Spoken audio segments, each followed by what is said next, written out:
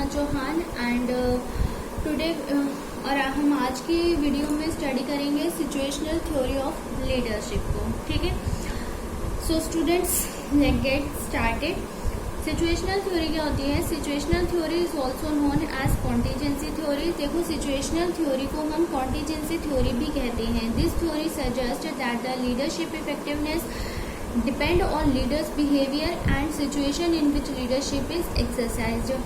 मतलब कि ये थ्योरी कहती है कि एक लीडर का जो बिहेवियर होता है वो लीडर किस सिचुएशन में काम करता है, ठीक है, उसके बेस पर ही हम उस पर्सन की लीडरशिप को मेजर कर सकते हैं कि वो एक स्ट्रॉन्ग लीडर है और एक वीक लीडर है। ठीक है, तो इनको ही हम नॉन एज सिचुएशनल फैक्टर्स कहते हैं। Leader behaviour is affected by 2 variables. Leader का जो बिहेवियर होता है वो 2 वेरिएबल से इफेक्टेड होता है। कौन सी 2 वेरिएबल्स होती है? फर्स्ट वन है हमारी लीडर की कैरेक्टरिस्टिक्स। ठीक है, an individual behaviour is influenced by his characteristics.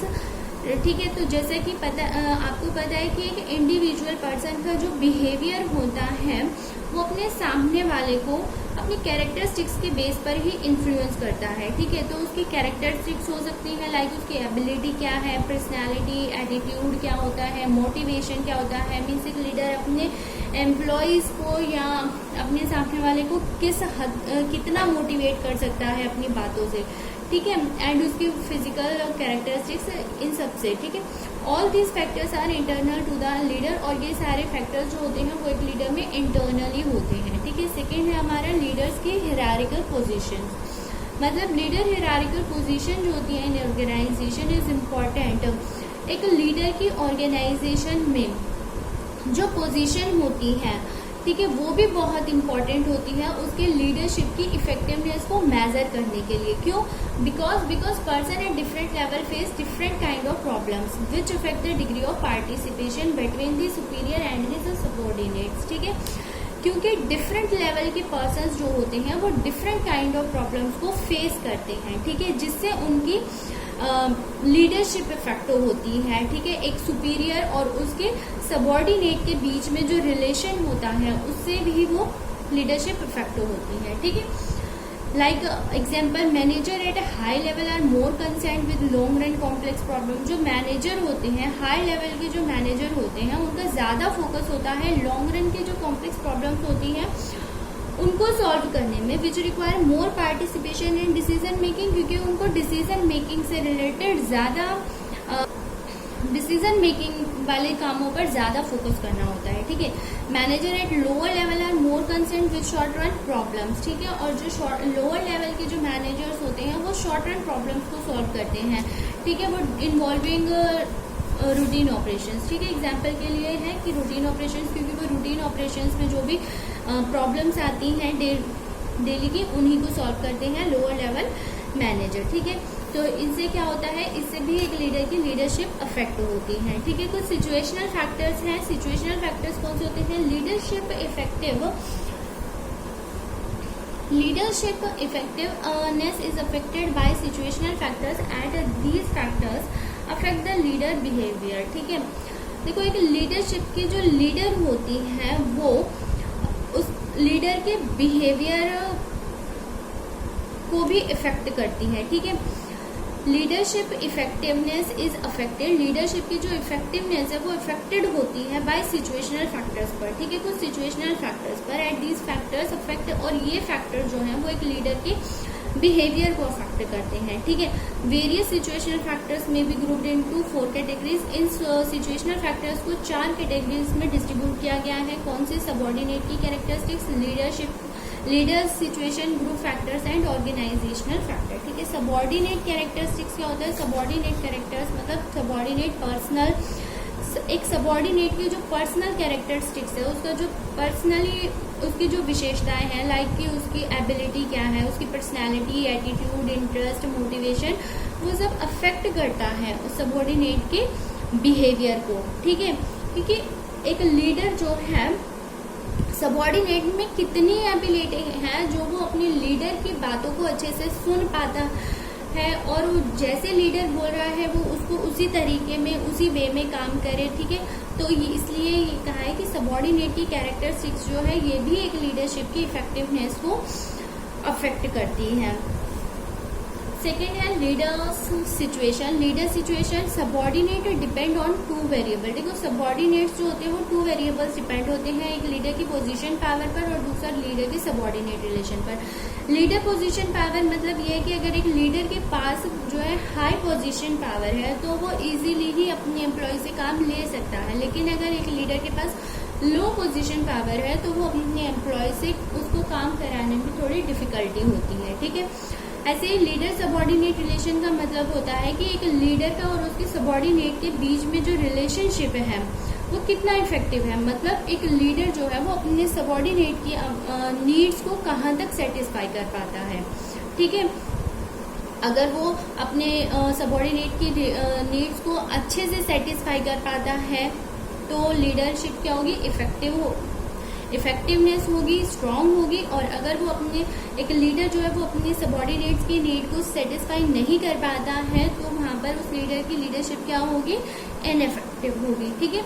Next हमारा ग्रुप फैक्टर्स क्या होता है। ग्रुप फैक्टर्स होता है various group factors like that task, decision, group norms, group cohesiveness affect leadership effectiveness and performance. Various group factors जो होते हैं like decision, group norms, ये भी एक लीडरशिप की इफेक्टिवनेस और परफॉर्मेंस को अफेक्ट करते हैं। If this factors are favourable, अगर ये सारे फैक्टर फेवरेबल होते हैं तो लीडर विल बी इफेक्टिव होगा, और अगर ये सारे फेवरेबल फैक्टर्स अनफेवरेबल होते हैं तो लीडर जो होगा वो विल बी इनइफेक्टिव होगा, ठीक है। नेक्स्ट है organisational factors. Organisational factors like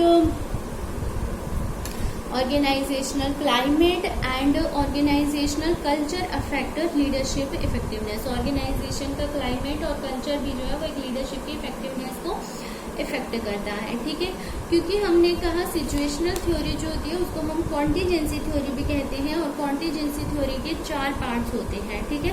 तो Fiddler contingency theory, path goal theory, life cycle theory and leader member exchange theory. तो स्टूडेंट्स ये सारी थ्योरी सारी थ्योरी बहुत वास्ट है जिससे कि वीडियो बहुत लंबी हो जाएगी। तो इस वीडियो में हम फिडलर की कॉन्टीजेंसी थ्योरी को स्टडी करेंगे एंड बाकी की हम अपनी नेक्स्ट वीडियो में स्टडी करेंगे। Okay, so let's start it. Fiedler contingency theory क्या होती है। Fiedler contingency theory, this theory is also known as LPC. इस थ्योरी को हम एलपीसी भी थ्योरी कहते हैं। एलपीसी का मतलब होता है लीस्ट प्रेफर्ड को-वर्कर थ्योरी, ठीक है। According to this theory effectiveness of the leadership depend on 2 variable. इस थ्योरी के अकॉर्डिंग एक लीडर की लीडरशिप जो है वो 2 वेरिएबल्स पर डिपेंड करती है। एक लीडरशिप स्टाइल पर, सेकेंड है सिचुएशनल वेरिएबल्स पर। लीडरशिप स्टाइल मतलब according to this theory leadership style में बी टास्क ओरिएंटेड और रिलेशनशिप ओरिएंटेड। तो उन्होंने कहा कि इस फिडलर की कॉन्टीजेंसी थ्योरी के अकॉर्डिंग जो लीडरशिप स्टाइल है वो या तो टास्क ओरिएंटेड हो सकता है या फिर रिलेशनशिप अकॉर्डिंग ओरिएंटेड हो सकता है, ठीक है।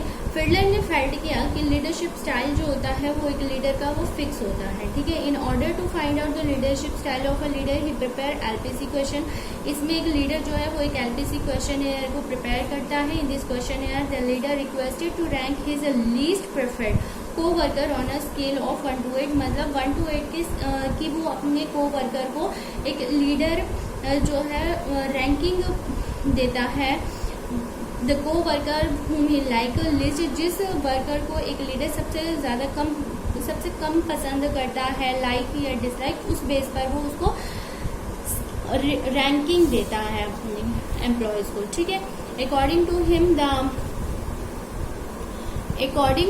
The higher LPC leader has more relationship oriented style. इसके अकॉर्डिंग अगर हायर एलपीसी लीडर है तो इसका मतलब है कि वो ओरिएंटेड रिलेशनशिप स्टाइल को अपनाएगा, और मतलब वो अपने एम्प्लॉयज पर ज़्यादा फोकस करेगा और टास्क पर कम फोकस करेगा, ठीक है। And the leader LPC has more task oriented style of leadership. और अगर लोअर एलपीसी है लीडर तो इसका मतलब है कि वो टास्क पर ज़्यादा फोकस करता है और एम्प्लॉयज के साथ उसके रिलेशनशिप पर इतना फोकस नहीं करता है, ठीक है। तो वो task oriented style of leadership को अपनाएगा।